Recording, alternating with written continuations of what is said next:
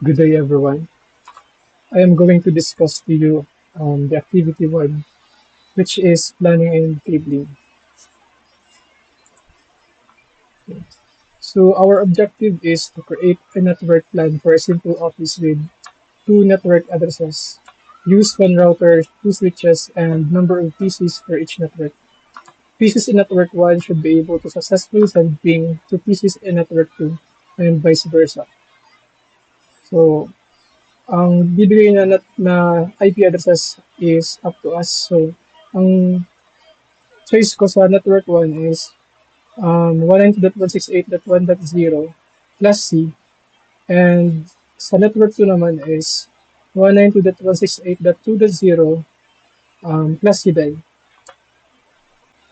Ito na yung ano nyo, yung logical view ng ating gagawing network.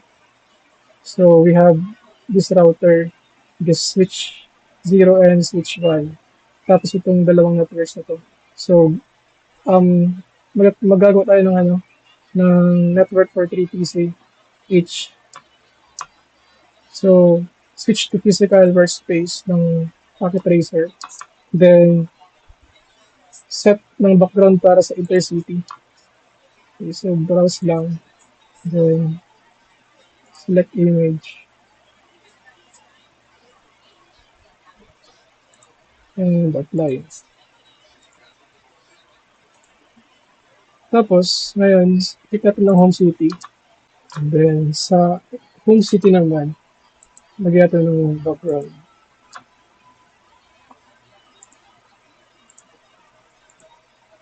Apply.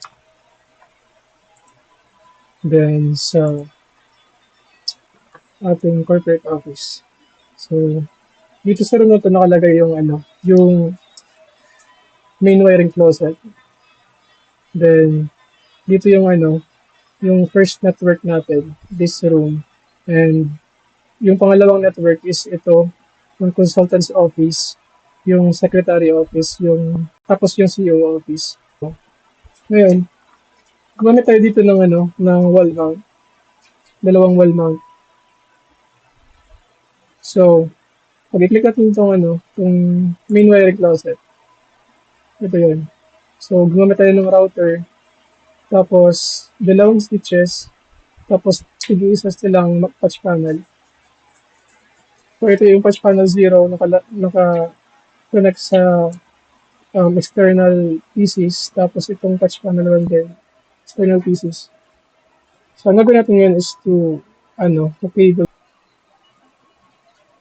So, click lang yung yung connections and then copper straight through. So, fast Ethernet 0/1 ng switch 0 sa gigabit Ethernet 0/0/0 ng router 0. The next is lagyan din natin ng cable tong jack 1. Tapos dito sa FA002 meron jack 2 and jack 3 sa F304. Okay. Yun lang. Tapos ito naman yung switch 1 naman. Tapos filter din sa FA0/1 tapos sa gigabit 0/0/1 ng router. Yun.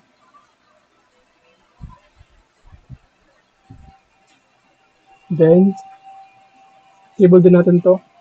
Yung touch panel 1 sa switch 1. Using copper straight through.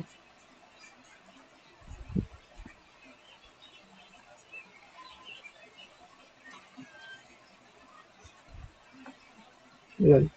Now, what we're going to do is to up the switch ports of the router in the switch. So, click lang yung router, then CLI,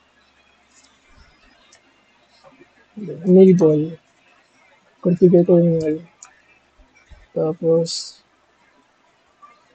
8 gigabit ng interface 0/0/0, and shutdown, then exit, same thing sa 8 gigabit 0/1.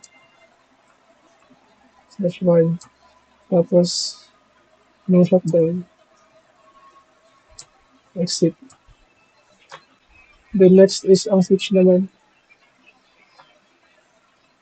CLI, then enable, configure terminal,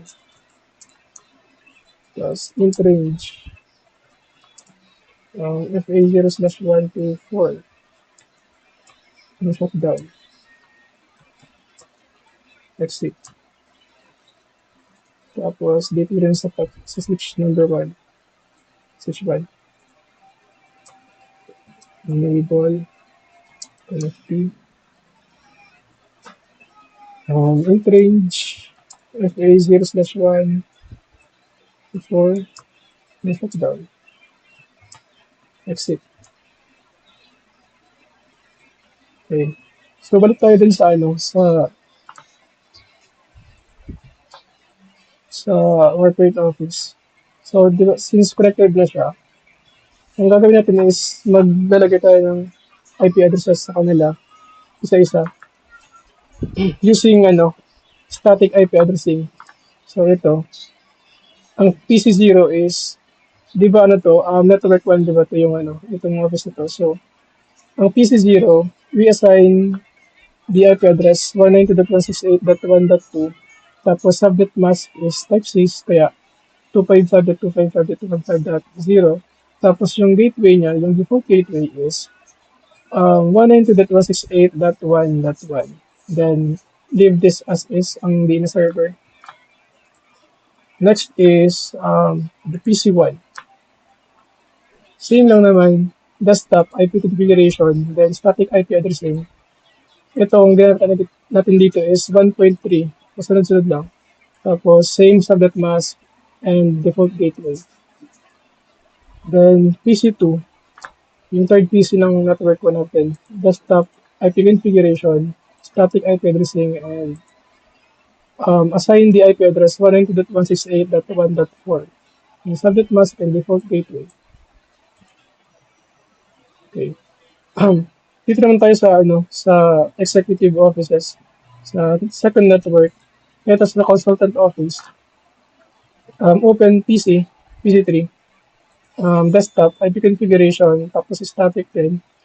Ito, since 2.0 yung IP address natin, so ang usable na, first usable host IP is 2.2. So our IP address is 192.168.2.2.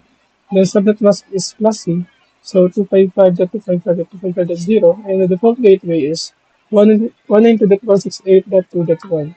The DNS server, secretary office naman, PC4, desktop IP configuration, tapos this is 2.3, tapos same subnet and default gateway. And last is yung CEO office, desktop and IP configuration, 2.4 yung IP address niya, same subnet and default gateway. Since this is two networks, supposed to be, if we ping PCs from network 1 to network 2, hindi yun magre-reply. But we used default gateway for each network para dun yung kumbaga yung parang PDU natin para makarating sa kabilang network. So, gawin natin is try natin i-ping from PC0 to PC3.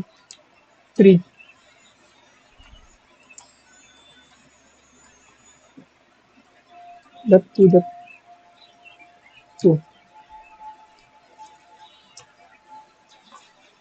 So, at first, magre-request tayo natin pero the succeeding is replies successful na. So, ulitin natin. 68.2.2. Ayun. So, packets sent and packets received.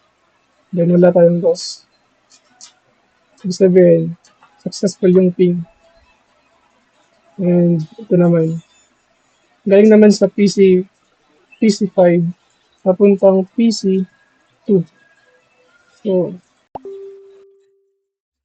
command prompt, ping ng IP address na 68.1.4.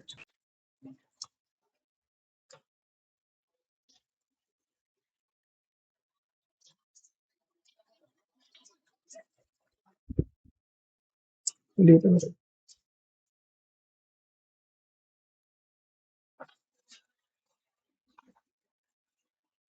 Okay, so successful yung ping.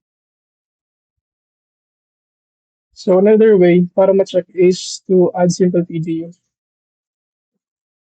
So within the this network muna. Okay.